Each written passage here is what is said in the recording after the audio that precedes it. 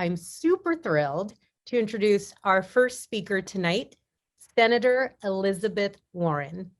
No one has fought harder to unrig our economy, to call out economic injustice, to rein in Wall Street and large corporations. Senator Warren is a true friend and ally of MoveOn, to the progressive movement at large, to working people, to poor people, to all people, and everyone that is fighting for a more fair, a more just and equal society. So I'm honored that she's joining us here tonight and thankful every day for the work that Senator Warren does in Washington, D.C. on behalf of all of us. So thank you, Senator Warren, and welcome. Thank you very much, Rana. It is good to be here with you. Great. So to get us started, I have an opening question for you.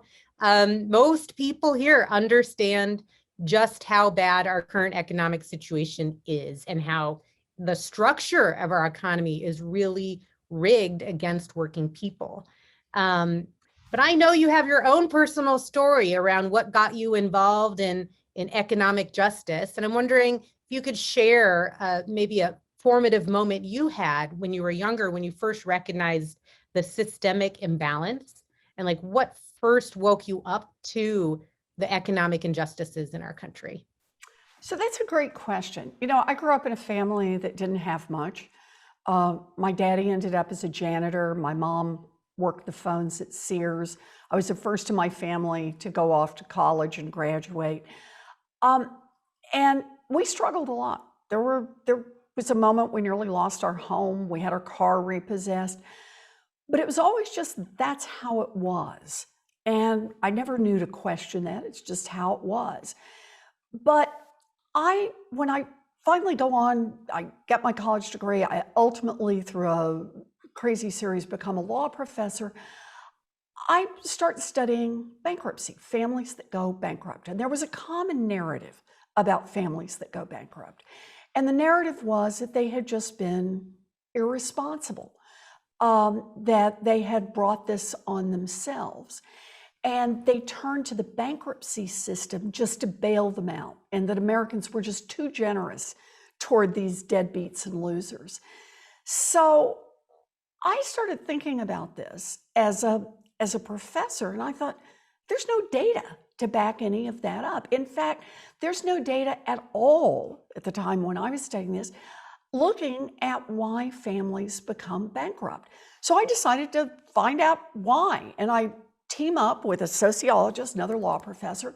We traveled around the country with a team of researchers, and we read court and made copies and watched families and coded it. And what we discovered is that nearly 90% of the families who declare bankruptcy do so for one of three reasons: a job loss, a medical problem, or a family that broke apart, either a divorce or a death. But here was the thing. It's about narrative sometimes. The story about who these people were was not based in reality. It was the story the credit card companies wanted to tell. It was the story the mortgage lenders wanted to tell, because they wanted laws that benefited them, not laws that benefited the people who were in trouble. So here we are, a nation that already has this very thin social safety net. And what the rich and the powerful wanted, what the investors wanted, what a handful of giant corporations wanted, was a bankruptcy system that worked even less well for the families that were really in trouble. And here was the thing. They could afford to hire an army of lobbyists and lawyers to come in and change those laws, and the literally millions of people over time who would be affected by it, there were people who were either bankrupt or going to go bankrupt, and they didn't have a bunch of lobbyists and lawyers on their side.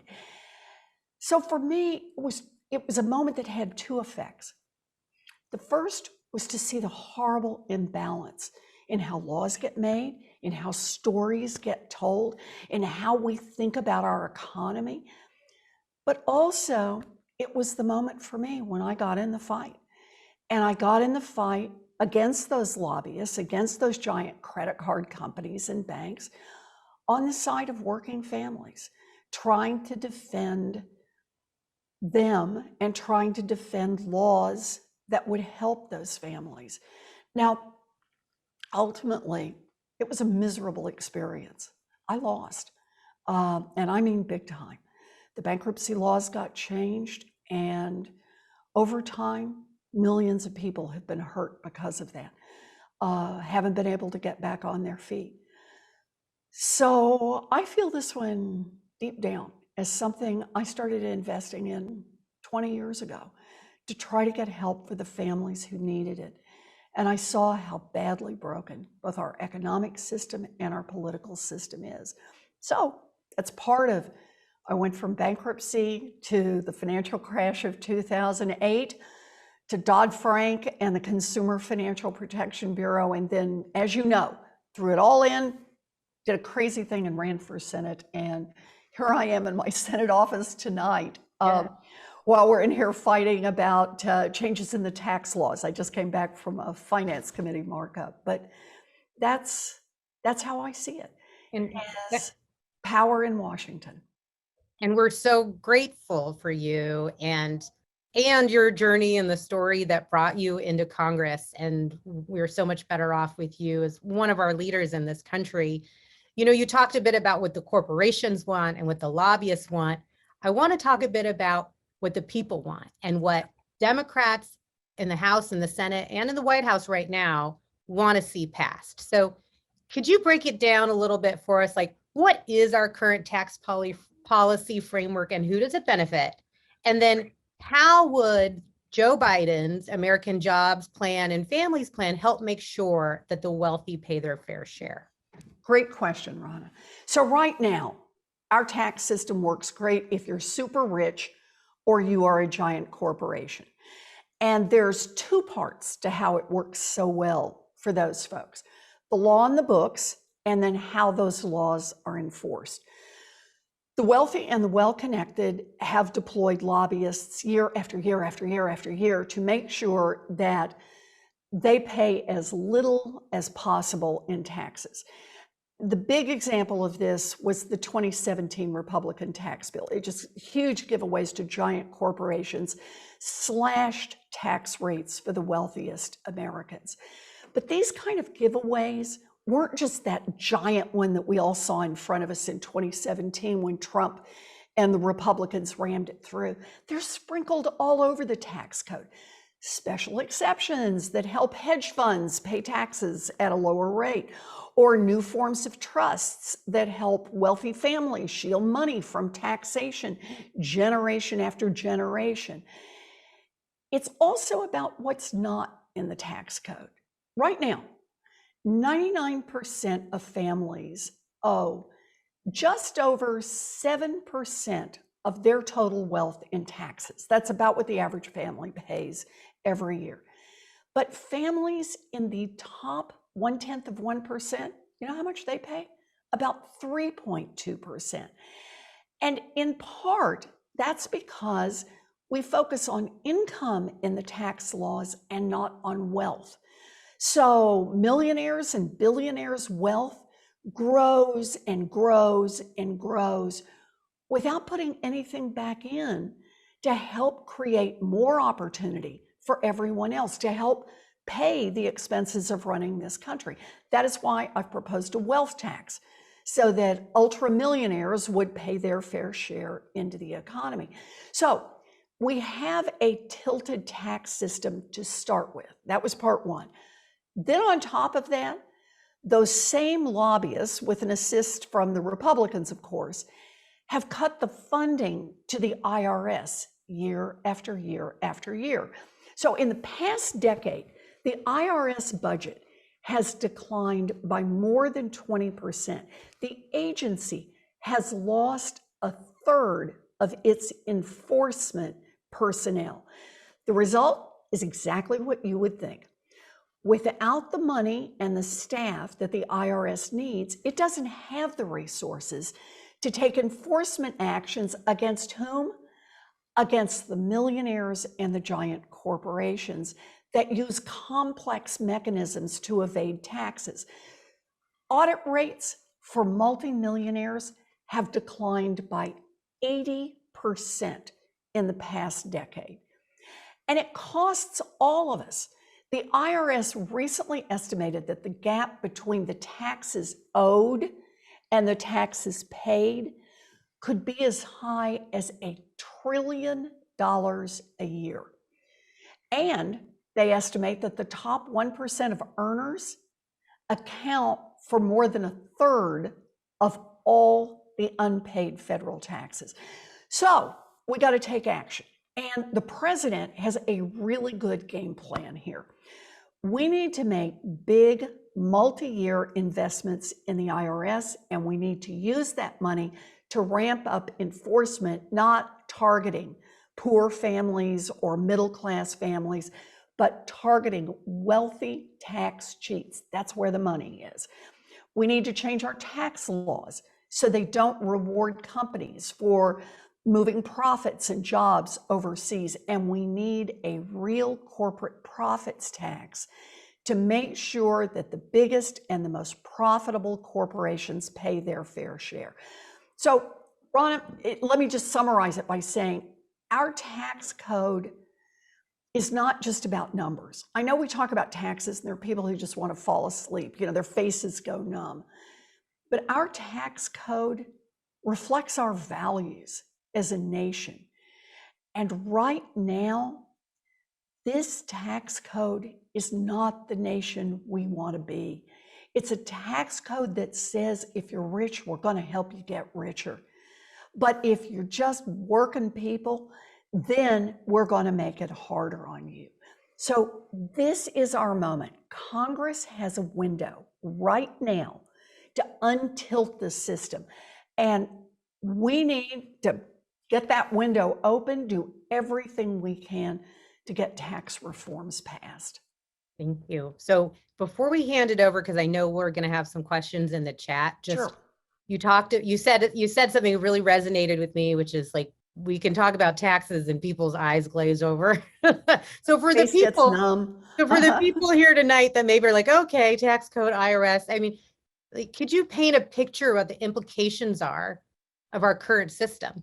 Sure. Yeah.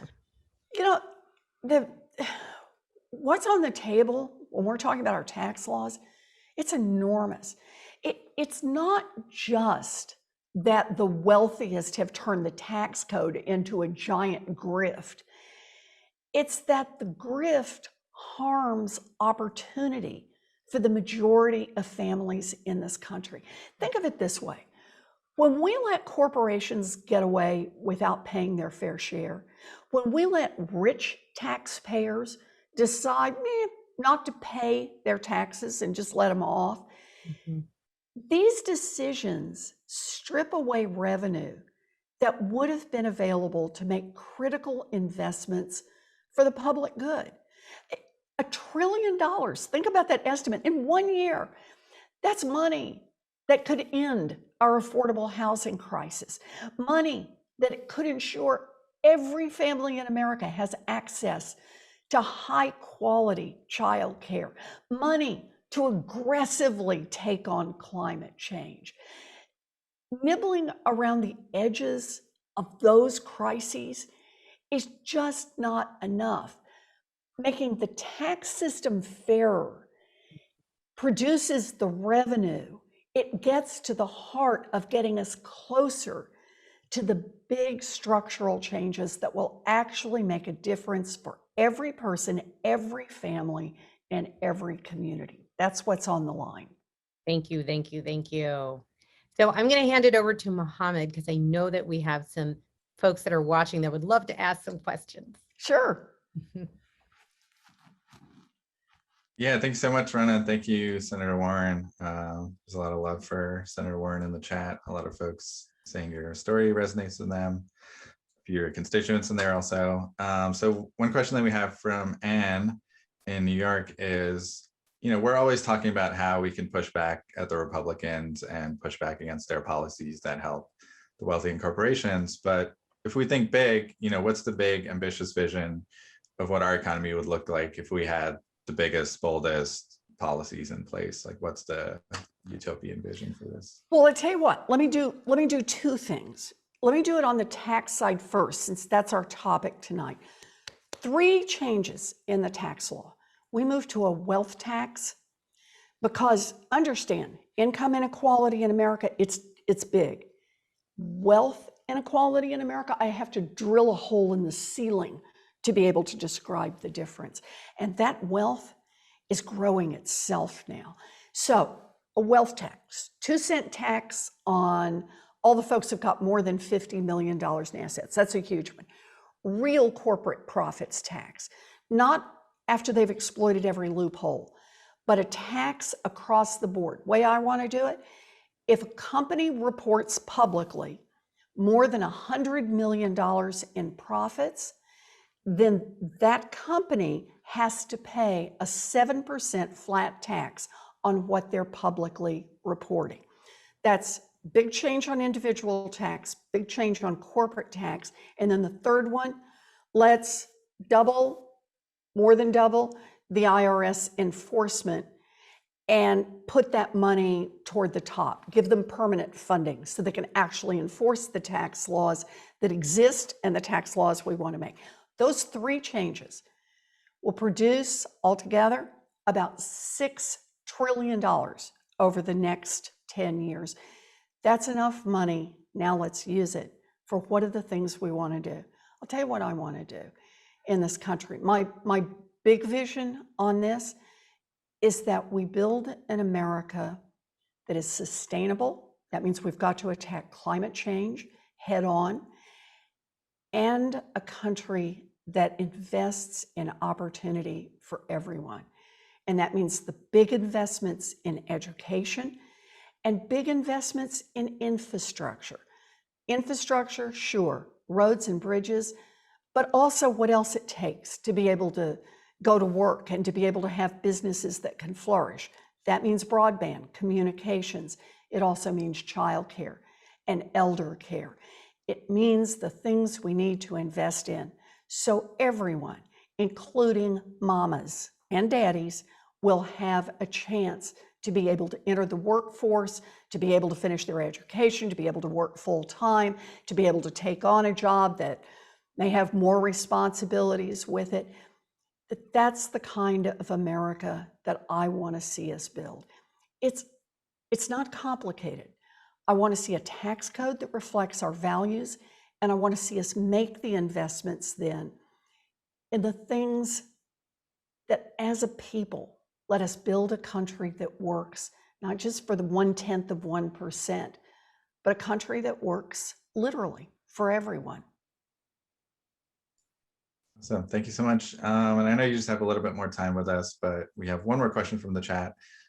So if these rich folks and corporations have all these lobbyists, that they're using to get the tax code tilted their way, what can we do to beat them and to restore that fairness and balance that you talked about? Oh, move on. Come on. We know what to do. So here's the best part. Everything I've been talking about is very popular. The Republicans have a real problem. And that is all the things the lobbyists are fighting for and that they're all out there pushing is really unpopular. So they may have the advantages that concentrated money and the lobbying bring. And if you're helping out the rich and the powerful will help you. But in a democracy, we've got each other. And there's a whole lot more of us than there is of them. What we need is we just need to raise our voices. And now we need to raise our voices around taxes. We need to raise our voices to say, we want a tax system that's fair. You've heard the pieces. Hang in there with us on taxes. And we need to raise our voices about the investments we want to see in America. We want to see real investments made on climate change. We want to see real investments made in the education of our children. We want to see real investments made in infrastructure, and infrastructure includes childcare. We raise our voices, we get stronger. This is such a moment. Change, as hard as we fight, and I know how hard you all fight, you know how hard I fight. Change is possible only when the door opens a crack. much of the time, it's just locked and bolted shut. You just can't get change through. But think about all that has happened in the last year. We have just come through a pandemic. We are in the midst of a racial reckoning. We have seen an armed insurrection in this country, an overt attack on democracy, with the Republicans requiring a loyalty oath to the big lie. This is a moment of change.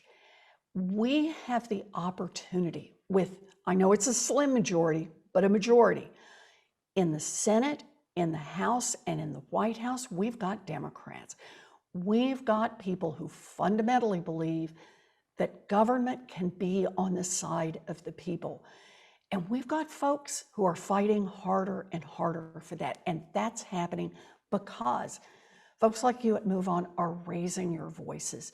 So I know we all try to talk about stay in the fight, but right now, this is the moment to be in the fight, because the changes that get made in the next few months are going to be the changes that set the course for our country for decades and decades to come. So, S1, protect our democracy. I got to throw that one in. But make your voice heard on taxes, make your voice heard on infrastructure, make your voice heard on climate. We can make those differences. We can make a real change. We can do this. Thank you so much, Senator Warren. So grateful for your time, and you couldn't be more correct. This is our moment. We fought so hard to win the election in 2020, and we cannot stop when we're so close to the finish line. Let's push it on through. So thank you very much. We know you have to get going to do other critical things. I do. Thank you, Ronna. Thank you for having me. MK, thank you. It's good to see you, and it's so good to see all of my friends at MoveOn. You guys got us here. Now help push us over the line so we can make change. Thank you. Good night.